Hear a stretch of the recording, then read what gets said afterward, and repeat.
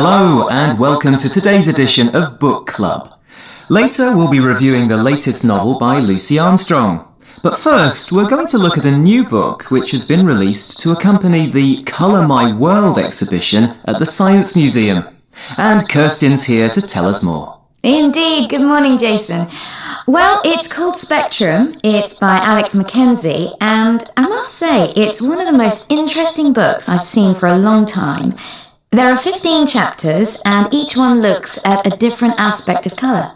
Can you give us some examples? Indeed. There's a fascinating chapter called The Hidden Jungle, which looks at the way an animal uses camouflage to conceal itself from predators, or make it invisible from other animals when it hunts them. By camouflage, of course, I mean their colour, shape, patterns on their skin, and so on. This was a particularly striking chapter because of its amazing photography. Some of the animals are so well camouflaged that even when you know what you're looking for, it takes time to see the actual animal. So when you do finally find it, it's like an optical illusion. Any others? Well, yes. There's a great chapter called A Question of Choice. Have you ever wondered why some people like colours that others don't? Why, for example, would some people never buy an orange car while others would pay extra for one? The question of colour preferences is answered here. Not surprisingly, it's all to do with personality and the things that we associate colours with. For some, orange is a positive colour, the colour of fire and flames. For others, the first thing they think about when they see the colour orange is, well, an orange.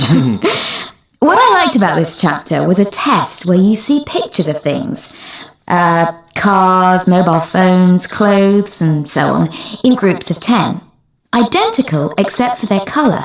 And you have to grade them in the order in which you like them, based on their colour. A key then analyses your personality based on your answers. This is popular psychology, of course, but the book also has some chapters devoted to serious science. One of these is called It's All in the Mind. Now, you may or may not know this, but our eyes are like our fingerprints. Nobody's are the same. Yet, despite these differences, we all perceive colour in the same way. Light blue is always light blue, no matter how our eyes are structured. Why is this? Well, basically, it all comes down to the brain.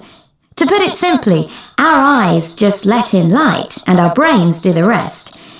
The chapter explains in some detail how this happens and describes a few experiments you can do at home to see for yourself how it works. It's fascinating stuff, and great fun too, of course.